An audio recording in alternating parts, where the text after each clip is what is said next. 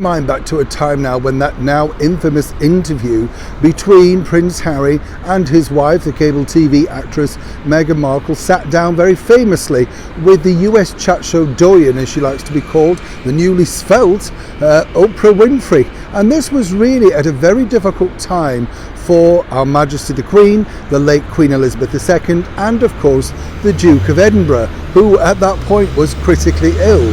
Many people inside the royal family knew this, but seemingly Harry and Meghan decided to plough on with this Harpo Productions CBS News production to go ahead. Now apparently they couldn't stop it because everything had been put into place with advertising, time slots, etc.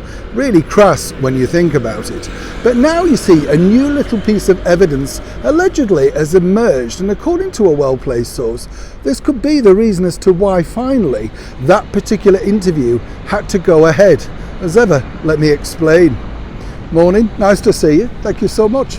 Yes, I know, a little bit chilly looking now, isn't it? A little bit grey is what I like to describe it as. Never nice, is it? But this is the world we live in. Hopefully we're coming out of winter soon. I can't wait. Then I'll be moaning about, I'm too warm, dripping, sweltered, all the usual things. Because I think that's the thing the world over. Unless you're living somewhere with a wonderful, stable climate, everybody moans about the weather, don't they? Do you? Well, no, you don't. Oh, I can see you don't look the sort.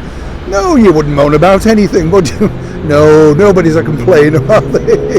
Well, one complainer, some people might say, was none other than Meghan Markle.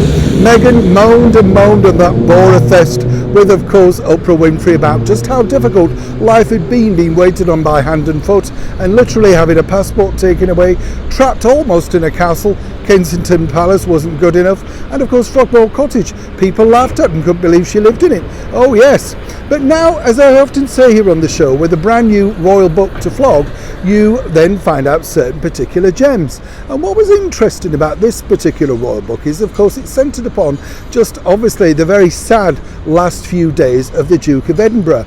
But I think he was a really stoic man who realised he'd had a very long and gifted life and was very grateful for many of the things that had happened to him, Very cheery guy, actually, when you met him in the flesh, always with a bit of a quip, none too PC. I loved him. Now, the bottom line was this, that apparently he referred to Meghan Markle, the Duchess of Sussex, as a moniker of someone who'd also apparently wrecked the British monarchy, and that was, of course, the Duchess of Windsor, Wallis Simpson. Remember her? Now, of course, she didn't really end up particularly happy because, as it turned out, she didn't really want to marry the then king. She just didn't want to do it, but suddenly got herself trapped in a situation that she thought she could move out and perhaps remarry her husband, Ernest. Never happened though, did it?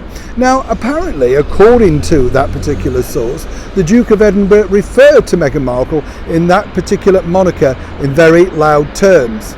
Now, what's been told to me by someone who worked alongside the Duke and the Duchess at that particular time was she and Harry were very aware of the fact that's how the Duke referred to Meghan. And what's interesting here is, while everybody was sort of saying, how could they be so nasty and negative? Apparently, while Prince Harry just basically laughed it off and said, oh, take no notice, that's just the way he is, he's sort of a little bit prickly, that type of thing.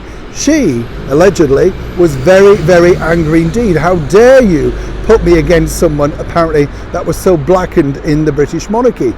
Now, listen, this is an interesting thing because, as I said, that particular interview could have been stalled.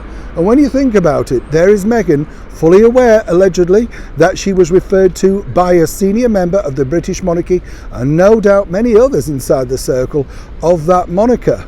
Is that the reason why she was very, very unkeen to stop that interview, knowing exactly how that would hurt the rest of the senior royals? It's a speculative move, of course, but one of those things that when you think about it, and think about it now, simply in her mind, would make perfect sense. Neil Sean in the very heart of London.